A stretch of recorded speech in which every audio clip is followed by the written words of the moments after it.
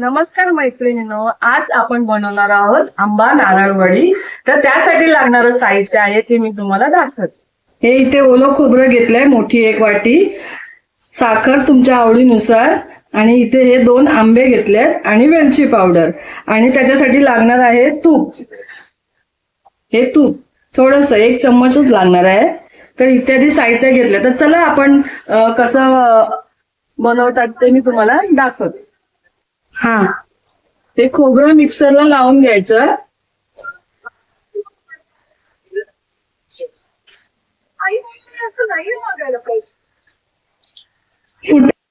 दाखव.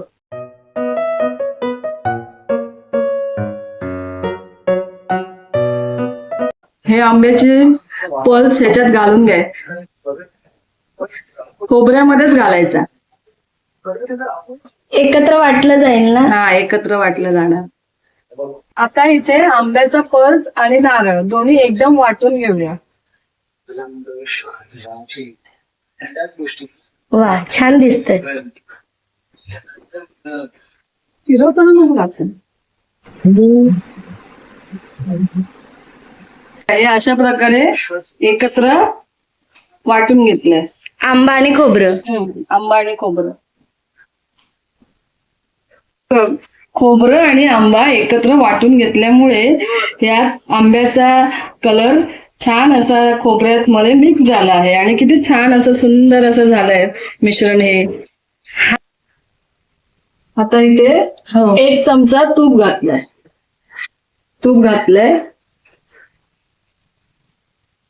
हे तूप वितळलं आहे. आता ह्याच्यामध्ये हे वाटलेलं मिश्रण आपण घालूया.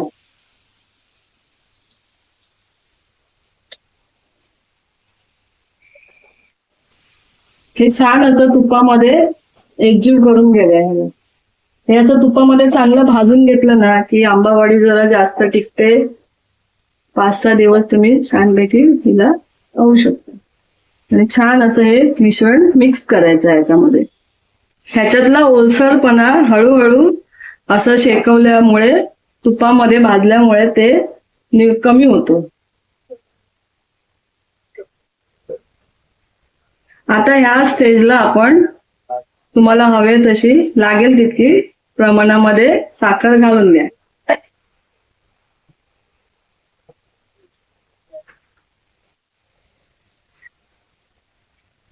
आता ह्याच्यात वेलची घालून घेऊया. ना, वेलची पावडर घाले.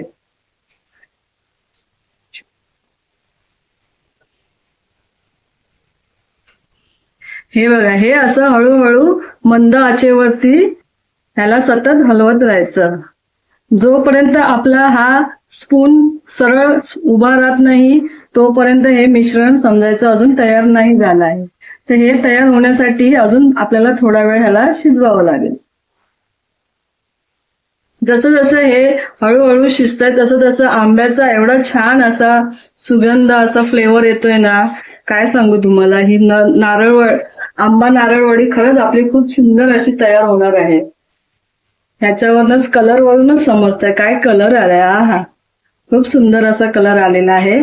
आणि हळूहळू आपला हा चमचा सुद्धा ह्याच्यामध्ये बघा असा उभं राहत आहे थोडा वेळ. तर अजून ह्याला थोडा वेळ अजून शिजून घेऊया.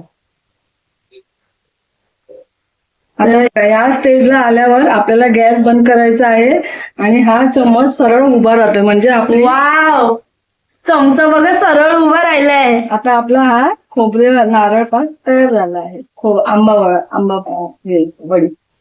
आता हे आंबा नारळ वडीचं मिश्रण तयार झालं आहे. आता आपण ताटाला मी इथे तूप लावून घेतलं आहे. आता आपण ह्याच्यात हे मिश्रण पसरून घेऊया. आता ही आपण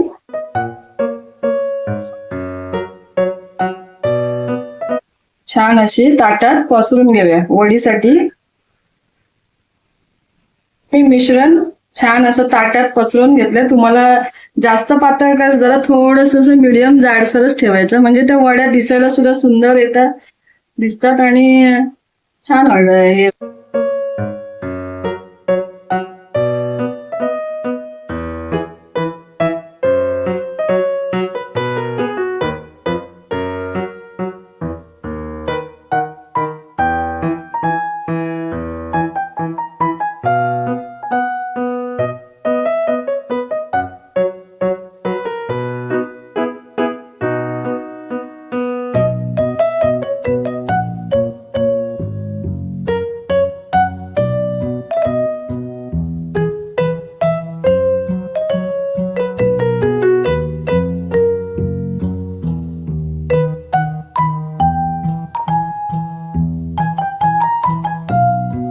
ही आंबा बर्फी इथे तयार आहे, तर आपण आता काढून घेऊया.